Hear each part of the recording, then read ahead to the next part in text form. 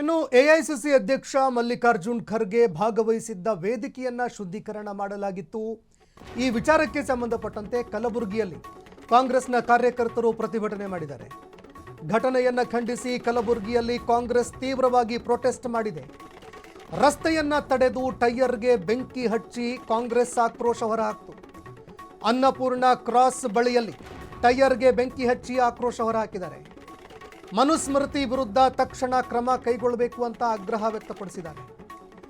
ಶಾಸಕಿ ಖನೀಜ್ ಫಾತಿಮಾ ಸೇರಿ ಅನೇಕ ಮುಖಂಡರು ಭಾಗಿಯಾಗಿದ್ದರು. ಎಷ್ಟೊಂದು ಖಂಡನೀಯ ವಿಚಾರ ಇದು ಅಂದರೆ, ಬಾಬು ಜಗಜೀವನ್ ರಾಮ್ ಮೊಟ್ಟ ಮೊದಲ ಬಾರಿಗೆ ಈ ದೇಶದಲ್ಲಿ ಹೊರಬಂದಂತಹ ಪ್ರಕರಣ. ಈವನ್ ಡಾಕ್ಟರ್ ಬಾಬಾ ಸಾಹೇಬ್ ಅಂಬೇಡ್ಕರ್ ಅವರು ಕೂಡ ಕೆಲವು ಕಾರ್ಯಕ್ರಮಗಳಲ್ಲಿ ಭಾಗಿಯಾಗಿದ್ದಾಗ ಆ ಸಂದರ್ಭದಲ್ಲಿ ವೇದಿಕೆ ಶುದ್ಧೀಕರಣ ಮಾಡಿದ್ರಂತಾರೆ. ಅಂದರೆ ಅಸ್ಪೃಶ್ಯತೆ ಎಷ್ಟರ ಮಟ್ಟಿಗೆ ರಕ್ತದಲ್ಲಿ ಬೆರೆತು ಹೋಗಿದೆ ಈ ಮನುವಾದಿಗಳಿಗೆ ಅನ್ನುವಂಥದ್ದು ಇದಕ್ಕೊಂದು ಉದಾಹರಣೆ. ತುಂಬ ನಾಚಿಕೆಗೇಡಿನ ಒಂದು ಸಂಗತಿಯಾಗಿತ್ತದು. ಅದನ್ನು ಸಮರ್ಥನೆ ಕೂಡ ಮಾಡ್ಕೊಂಡಿದ್ರು ಆ ನಾಚಿಕೆಗೇಡಿಗಳು.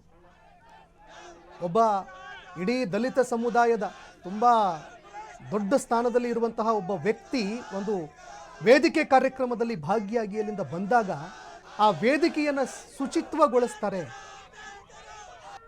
ಅದನ್ನು ಆ ಸಂದರ್ಭದಲ್ಲಿ ವೇದಿಕೆಯನ್ನು ಹೋಮ ಹವನ ಮಾಡಿ ವೇದಿಕೆಯಲ್ಲಿ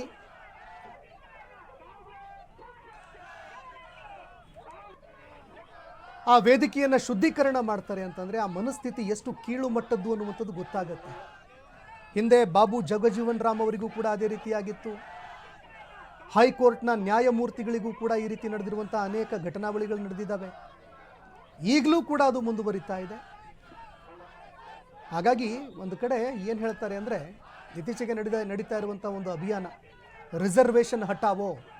ಇಂಥ ನೀಚ ಮನಸ್ಥಿತಿಯನ್ನು ಹೇಗ್ರಿ ನೀವು ಹಟಾವೋ ಮಾಡ್ತೀರಾ? ಇಂಥ ನೀಚ ಮನಸ್ಥಿತಿ ಇದೆಯಲ್ಲ, ಅದನ್ನು ತೊಲಗಿಸಿ ಅಂತ ಮೊದಲು ಯಾಕೆ ಆಂದೋಲನ ಆರಂಭ ಆಗಬಾರ್ದು?